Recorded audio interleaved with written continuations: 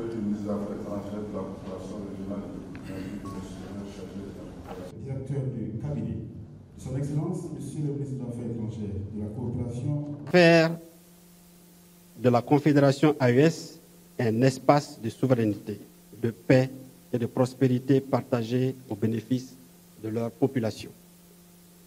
Ils ont salué l'adhésion massive et spontanée des populations africaines à cette vision, confortant ainsi la portée panafricaniste des actions confédérales.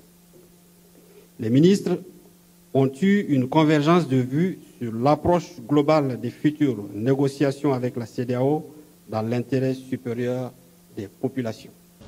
Mesdames et messieurs, c'est avec plaisir. L'examen de cette situation a débouché, comme vous le savez, suite à la présentation aussi des conclusions tout à l'heure, sur une convergence complète entre nos pays, nos chefs d'État et nos peuples, de l'approche des relations entre la CEDEAO et l'Alliance des États du Sahel. Et là encore, je le répète, il faut que nous comprenions que désormais, les discussions au sein de notre espace doivent tenir compte de l'existence de l'AES, c'est-à-dire le Burkina Faso, le Mali et le Niger, en tant qu'acteurs unis pour pouvoir avoir des discussions avec la CEDEAO dans un esprit de coexistence pacifique, dans un esprit de responsabilité, mais surtout dans le souci de pouvoir préserver les intérêts des populations. Dans le respect et avec fermeté. Nous revendiquons notre liberté.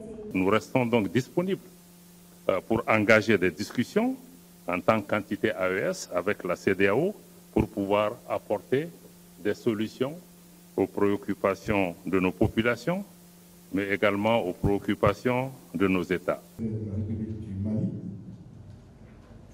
Monsieur l'ambassadeur conseiller. Pour dire que l'AES marque sa disponibilité au-delà de la CEDEAO à coopérer avec tous les pays du monde. Dynamique de concertation permanente pour, d'une part, dynamiser la... Dans le respect de notre souveraineté et dans le respect de la dignité de nos peuples.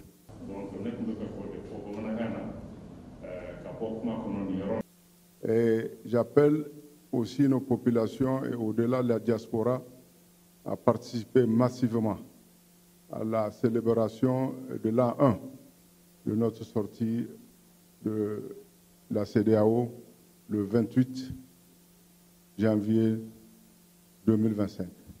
De notre travail. Pour ma part, je dois dire que nous sommes heureux.